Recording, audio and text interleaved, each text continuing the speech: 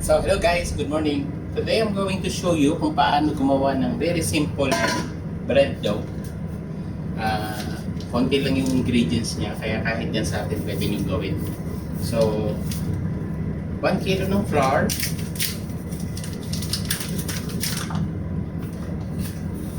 lagay lang natin sa mixing bowl. Yan.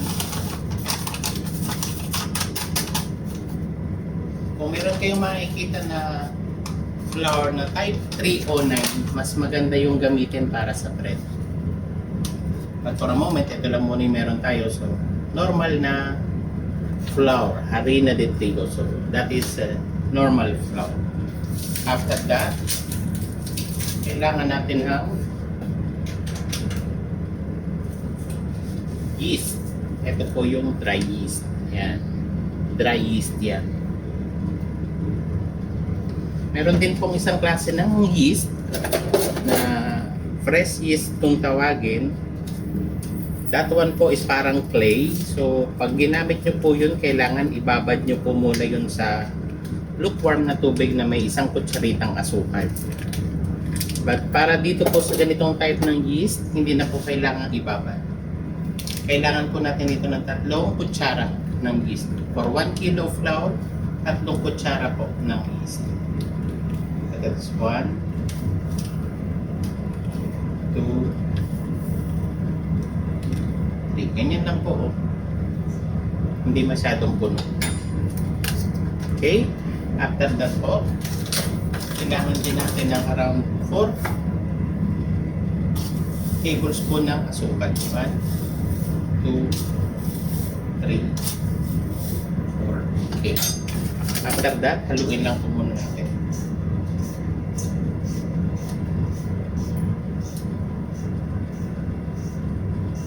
Huwag niyo pong isasabay yung asin kasi po yung asin is pinapatay niya yung yeast. Pero yung asukal, pagkain po yan ng yeast, so binubuhay niya, ginigising niya yung yeast. Parang heart mo lang yan na natutulog, ginigising. After that po, halo na natin yung flour, yeast, and sugar. Next one po is 1 teaspoon of salt, 1 teaspoon lang po.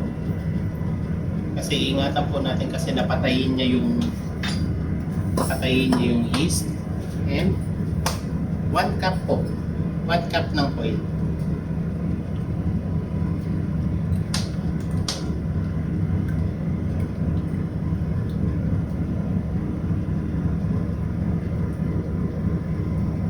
Yan.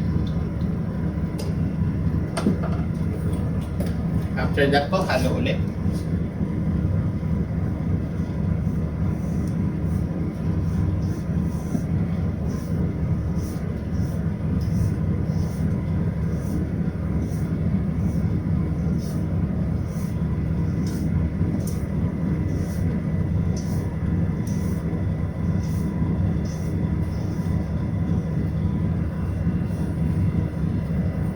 Then after that po, kailangan po natin ng at least half a liter ng lukewarm water. Lukewarm po kasi pag malamig, matutulog yung yeast. Pag naman parang heart mo yan na natutulog. Pagka naman mainit, papatayin niya yung yeast. So lukewarm po yung kailangan.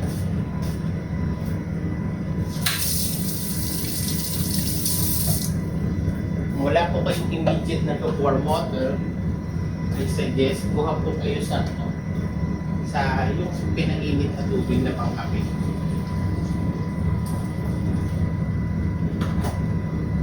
And then nakil nyo na lang po ng malamig.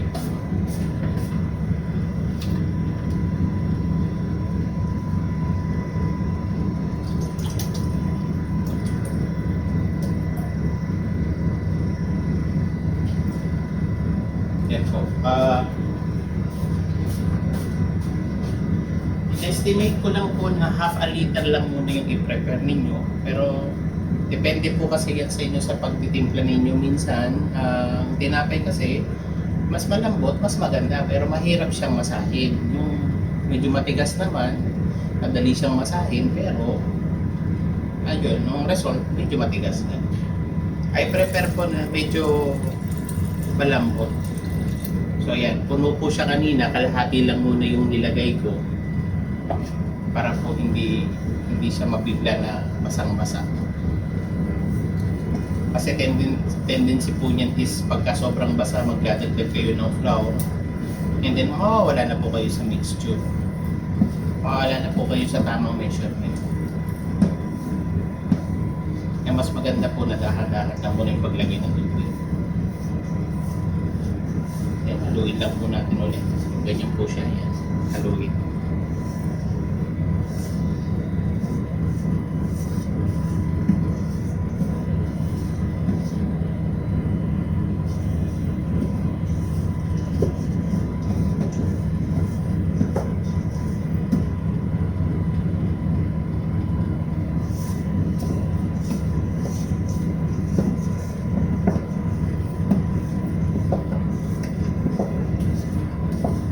So ayan na po yung consistency niya. Napansin niyo po na pikit-pikit na siya. Pero for me, medyo matigas pa ng konti. So lalagyan ko pa po ng konti. Should be around half a cup yung dinagdag.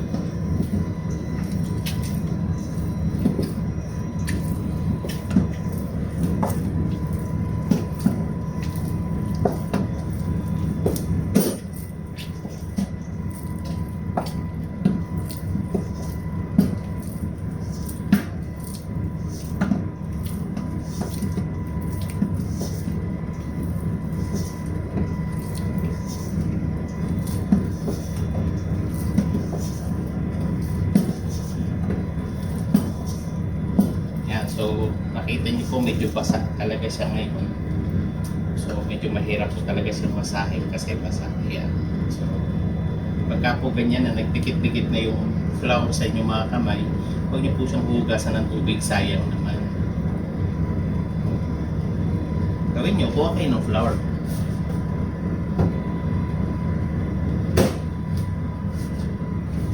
Harina. Lubog niyo yung kamay niyo doon.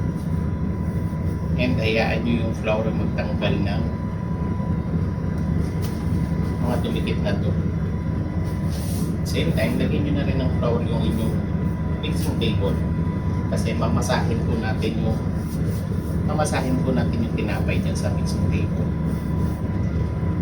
Baka magtatanong po kayo, bakit gano'n yung tinapay, kuya? Minamasa mo na dyan sa planggana, kailangan mo pang ilagay sa mixing table. Ganun po talaga pagka gumagawa kayo ng dough, kailangan po siya ng proper mixing talaga. So, tsatsagain nyo po talaga siya na himasa. So, yan, lilipat na po natin yung ating dough sa mixing table para mamasa natin ng maayos. Lagyan lang din po natin ng flour yung pan, yung bowl na paglalagyan natin sa mamaya. Masahin na po natin.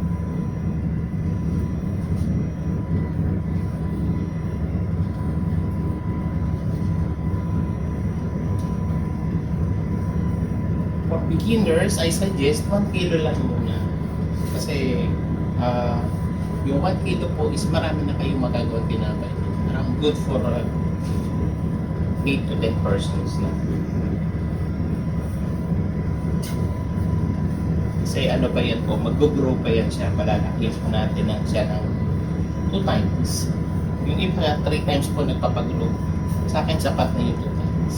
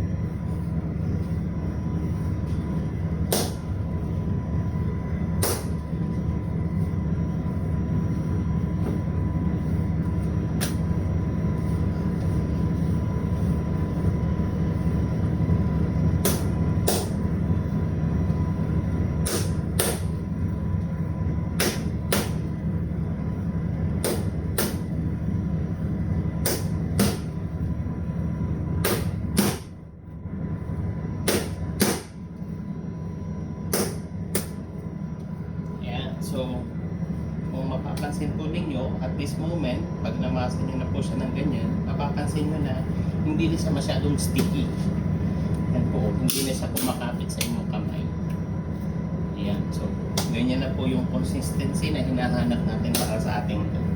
Malambot, pero hindi siya dumidikit. Meaning to say, well mixed na yung inyong dough. Pag ganyan po yung inyong dough, ready na po siya for first rinsing. Ayan. Also, para matest po ninyo, try nyo po na i-press yung tinapay nyo. Once na nagpa-bounce back siya, bumabalik siya, ibig sabihin po, in effect na yung yeast. Ibig sabihin, gising na yung yeast. So, pwede na po siyang paalsahin. So, at this moment po, balik natin sa bowl. And, kuha lang po kayo ng damp cloth. Malinis na tuwalya. Ayan. And nagtakpan lang po muna natin siya. And let it rest for around 30 minutes or so. So, balikan ko po kayo after 30 minutes para makita nyo po after raising. Yan na po siya. And, malalaman nyo po yan pagka nag-double na yung size niya. Nag-double niya. Mula doon sa normal size niya, nag-double na siya. Pwede na siya for second raising. So, balikan ko po kayo pag nag-raising. Hey! See you later! So, hello. Ayan na po. It's over 25-30 minutes na. So, balikan na natin yung ating dough ginawa kanina. Ito na po siya. As you can see, nag-double na po yung size niya. Halos na puno na yung ating mixing pan. So at this moment po, nakita po natin na na-double na yung size. Ready na po siya for second mixing. So, what we do, kunin lang po natin siya ulit nun sa ating mixing bowl. Ayan. Then kailangan din po natin ulit ng flour kasi kailangan po natin ulit ng flour kasi imo-mold na po natin siya on the second mixing. So, yan. Sprinkle lang po tayo ng konting flour para hindi siya dumikit. Then, yan. Masamasahin lang po natin ulit yung ating dough para bumalik po siya dun sa kanyang original na size. And dito po, I will show you, ito po yung basic dough. Gagawa po tayo ng 3 types of bread on this one mixing. Kaya na po natin gumawa ng 3 klase ng bread on this type of mixing.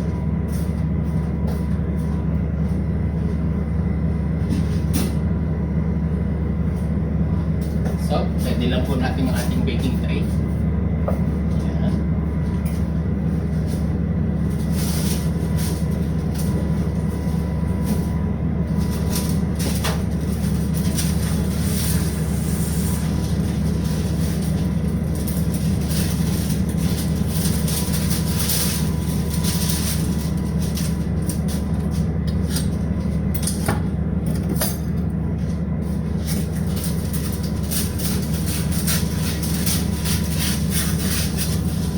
Kailangan po natin ng wax paper or baking paper.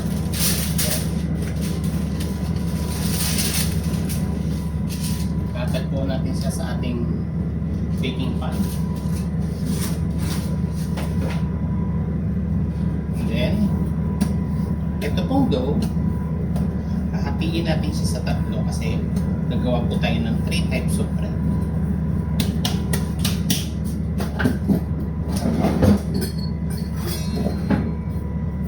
Gawa po tayo ng dough cutter. So you can see, hinati po natin siya sa 3. Yan.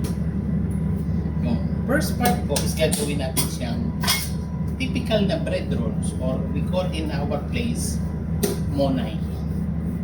Yan. So habain lang po natin siya ng ganyan. Then pwede na po natin siyang i-divide small portion. Let's say in this size, pwede kang makagawa ng around 10 pieces. Or 9 pala, 9. Yan. So, ganun lang po. Bukin lang natin siya. Bilog. As you can see, maliit lang po siya kasi paaalsahin pa naman natin siya. Ayan.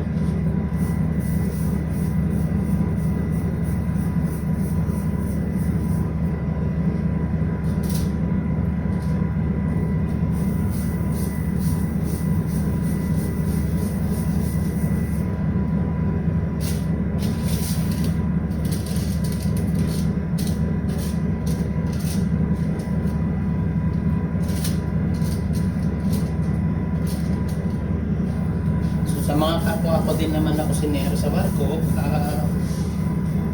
do not worry, hindi siya matagal gawin. Konting oras lang gugugulin nyo sa paggawa ng tinapay. And syempre habang nagre-raise kayo, hinihintay nyo siya na lumaki, mag-grow, makakagawa pa rin kayo ng ibang mga bagay na pwede nyo gawin.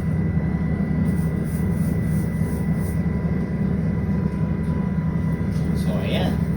This time, nakagawa na tayo ng 9 pieces ng bread rolls. Typical na bread rolls, or we call it in our place, monay. Yan, yan siya. Okay? Second one, yung second portion natin, gawa tayo ng pandesal. So again, i-roll natin siya.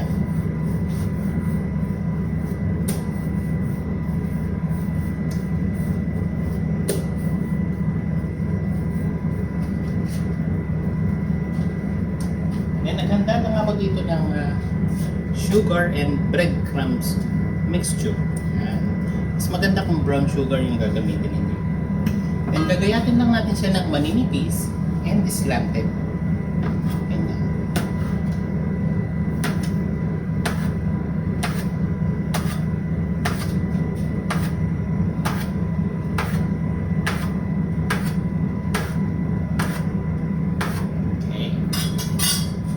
So, this time, dadunk natin siya doon sa ating ginawang mixture. Ayan. Then, lagay natin doon sa ating baking pan, baking tray.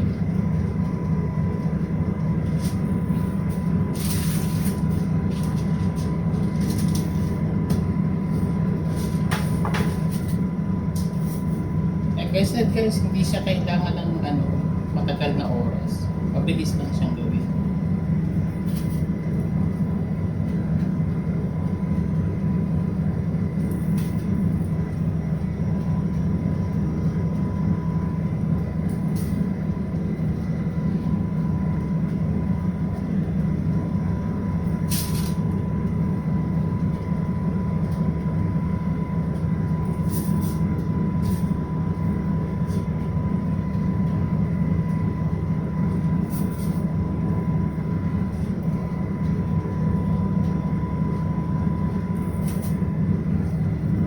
Ayan, as you can remember po, dun sa ating mixing, very basic lang po yung ingredients na kailangan natin.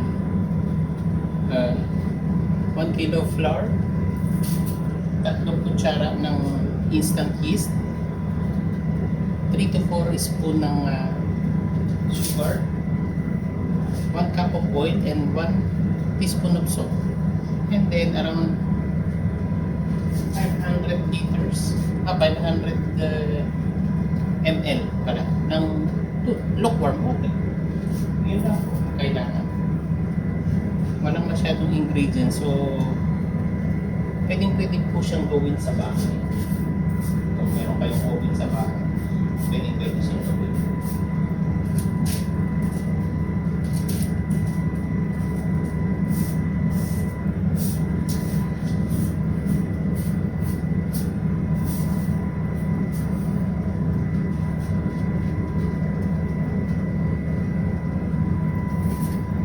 Ayan. Meron na po tayong monay and pandesal. So save lang po natin itong ginamit natin yung mixture. Gagamit pa natin siya on the next day. And on the third part, this one we will make a little bit special. So flatten lang po natin siya. Gawa tayo ng rolling pin. Pahapain natin siya para medyo marami tayong magawa. Kasi maliit na yung portion natin.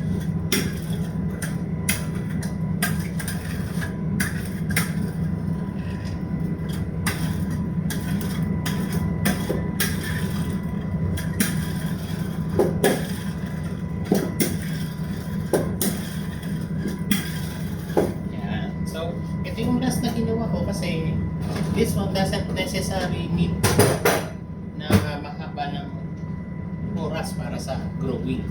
Unlike dun sa ating monay and pandesal, kailangan natin siya ng time para mag-grow. So this time, hindi na masyadong kailangan. So, yan. So makikita nyo, ni-roll natin siya. I-roll natin yung ating dough. Yan. And then, lagyan natin siya ng jam. Any kind of jam. This time, gagamit tayo ng strawberry jam. Pwede po natin gamitin yung mga nabibili natin sa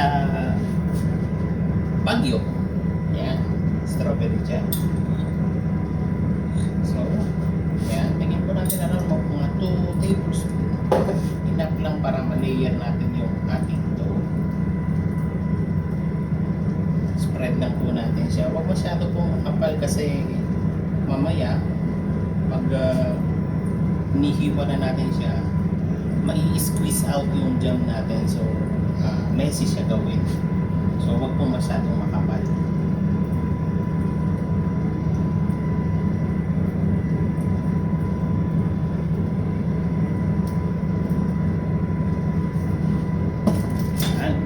Kasi ganyan lang po siya.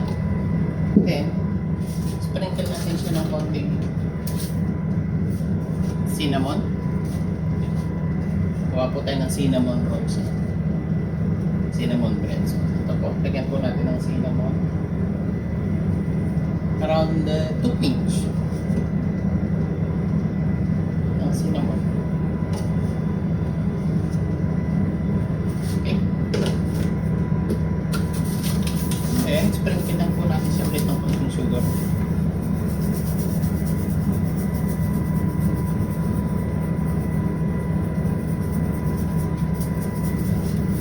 Okay. And dry raisin or dry fruit kung meron kayo. Raisin, pasas.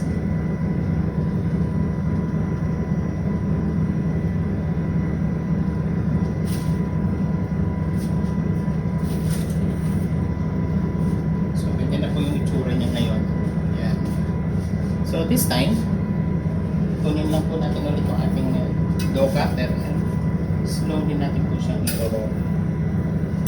Ganyan.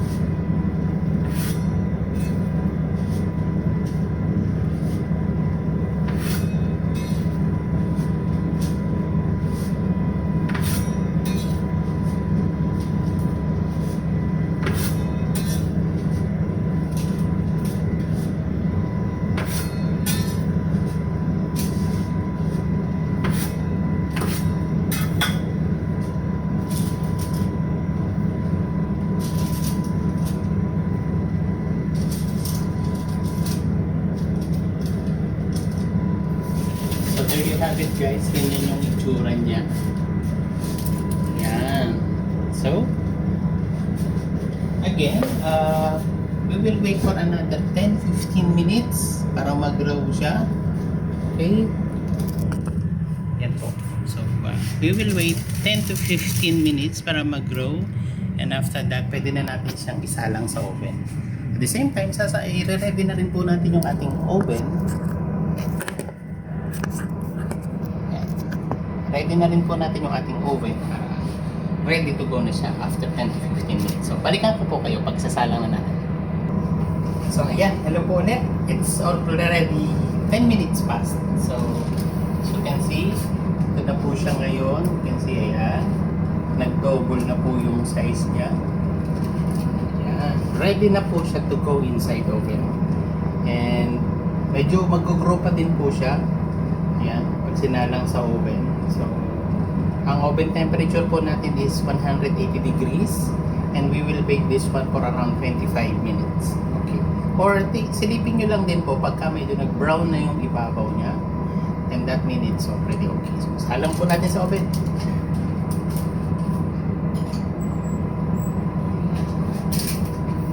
Next time po, make it sure na na-prepare ko na yung oven nyo, na-preheat nyo na siya.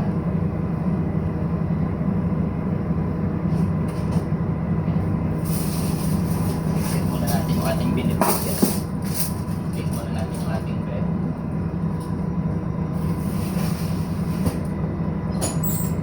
And there you go. Last one. Finished product na po. Pakita ko sa inyo. So, ayan. Welcome back po. It's already 15 minutes past or 20 like that. And we will check na po yung finished product natin.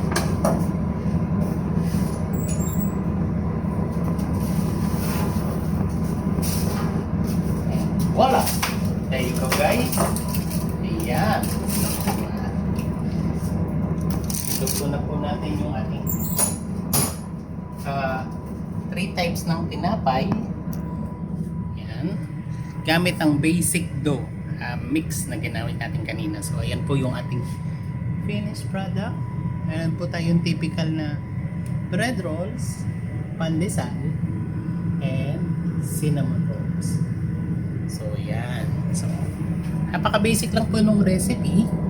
And pwede na po kayong makagawa ng several types of bread. Nasa sa inyo na po yan. Innovation, kung anong gusto nyong ilagay. Actually, this dough, pwede nyo rin po siyang gamitin sa hamburger buns, hotdog rolls, and thick crust na pizza. Pwede rin po siya. So, yan. Basic ingredients, basic dough mixing. Marami na po kayong magagawa para dyan. So, I hope you like this video and sana po may natutunan tayong konting lesson. So, thank you for watching po and sa lahat ng mga seaman, Filipino seaman abroad, mabuhay po tayo lahat. Thank you for watching. Bye!